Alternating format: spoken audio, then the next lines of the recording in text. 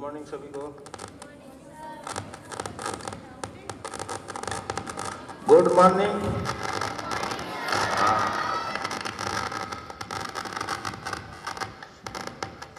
सबसे पहले आप सभी लोगों को गणतंत्र दिवस की हार्दिक शुभकामनाएं। बहुत respected principal sir, respected teachers, parents और प्यारे बच्चों, आप सब लोगों को मालूम होगा कि आज का दिन, आज के ही दिन हमारा जो आज का संविधान है उसको लागू किया गया था। हमारा जो संविधान बना था वो 26 जनवरी 1950 को उसको लागू किया गया। आज उसको लेकर हमारा 74 ईयर्स हो गए हैं। 74वां ये साल है हमारा संविधान के लागू होने का। सबसे पहले तो यह जानना है कि कभी कभी मन में आता है कि हम लोग 2 बार क्यों मनाते, झंडा स्कूल में 2 बार क्यों लेकर आते हैं, पहले ये जानना जरूरी है। एक दिन ऐसा और होता है कि जिस दिन कहा जाता है आप लोगों को, नहीं भी कहा जाता है तो भी आप लोग झंडा लेकर स्कूल में आते हैं। वह दिन है 15 अगस्त का दिन और दूसरा दिन है 26 जनवरी का दिन। दोनों ही दिन हम लोग बड़े ही धूमधाम से मनाते हैं और उसमें जो दोनों में चीज जो एक कॉमन होता है, उसमें हम लोग अपने नेशनल फ्लैग को बहुत ही सम्मान देते हैं और उसको जो उसके साथ जहाँ भी देखेंगे, आप बाहर भी देखेंगे या स्कूल में देखेंगे, जो भी रिस्पेक्ट होता है हम लोग उसको देते हैं अपने नेशनल झंडे। तो आज जानने का यह दिन सबसे पहले जरूरी है कि जो 15 अगस्त का दिन है, उस दिन हमने अपना स्वतंत्रता पाया था। आप लोगों को मालूम होगा कि 15 अगस्त 1947 के पहले हम लोग स्वतंत्र नहीं थे। हमारे ऊपर अंग्रेजों का शासन था। हमने एक लंबी लड़ाई लड़ा। हमारे जो राष्ट्रीय नेता थे, स्वतंत्रता सेनानी थे, उन्होंने हमारी स्वतंत्रता को लड़ने के लिए एक लंबा लड़ाई लड़ा और फाइनली हमने 15 अगस्त 1947 को अपना स्वतंत्रता पाया।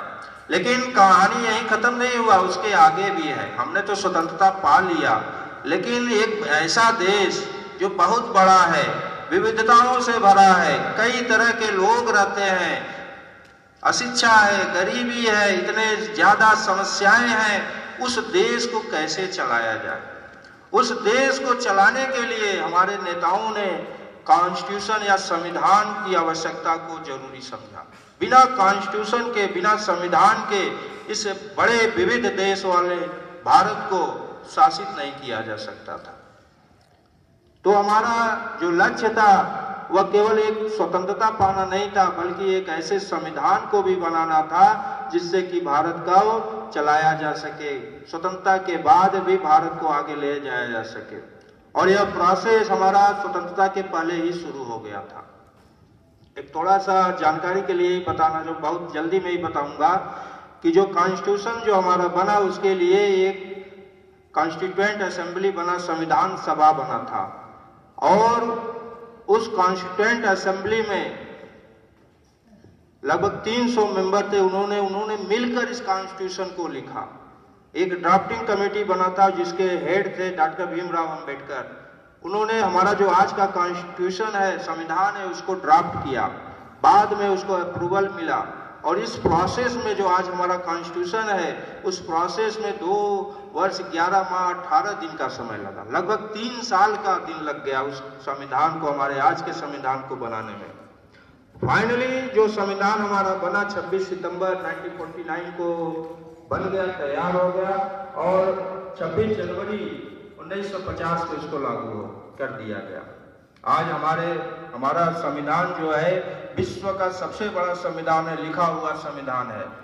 इतनी बातें जो लिखी गई हैं जिसको कॉमन समझकर हर संविधान में इग्नोर कर दिया जाता है, उस संविधान को, वो छोटी से छोटी चीजों को लिखा गया है हमारे संविधान में, जिसके कारण यह भी कहा जाता है कि अब संविधान हमारा बड़ा हो गया। कुछ वर्ड से कुछ जहाँ भी संविधान है, जहाँ भी लिखा हुआ संविधान है, उन संविधानों में, कॉन्स्टिट्यूशन में हमारा जो संविधान, जो लिखा हुआ संविधान में सबसे बड़ा है।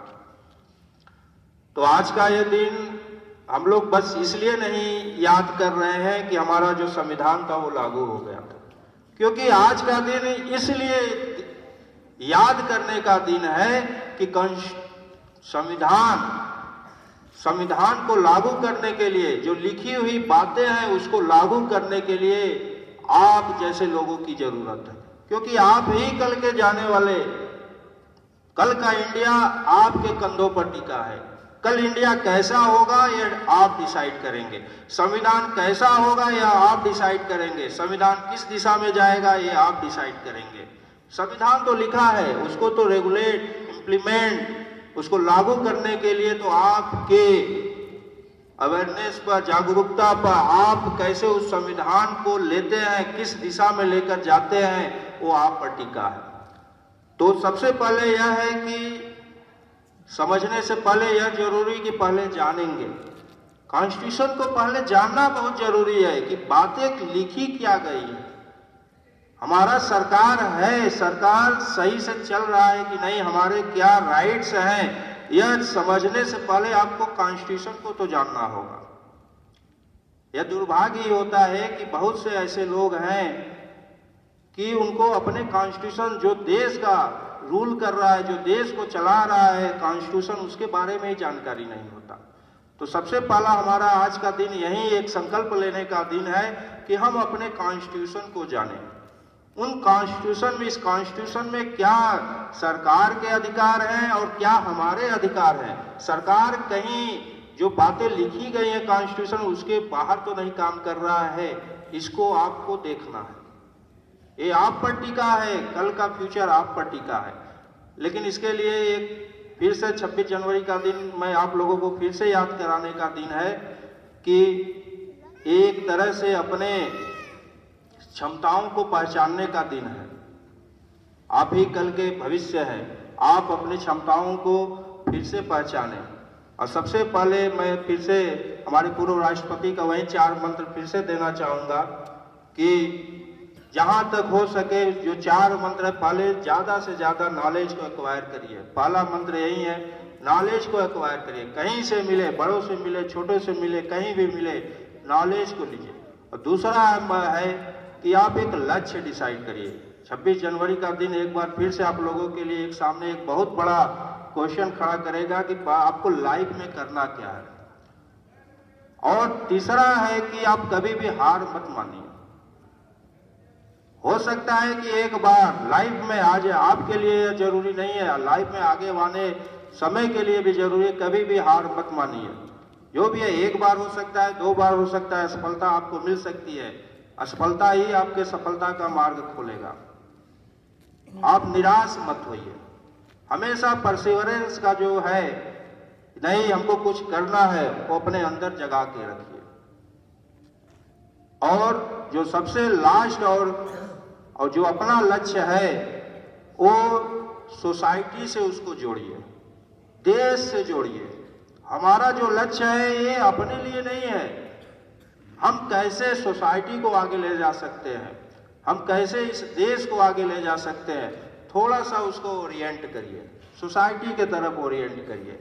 और यही एक भारत को, कल के भारत को एक विश्व का एक ऐसा देश बनाएगा जो पहले, जो हमारे प्राचीन समय में जो भारत, जो विश्व का गुरु था, जो ज्ञान का गुरु था, जो ज्ञान का केंद्र था, आर्थिक का केंद्र था और पॉलिटिकल डेवलपमेंट का केंद्र था, उस दिशा में भारत को फिर से एक ऐसा सपना है जो उसको पूरा करना है।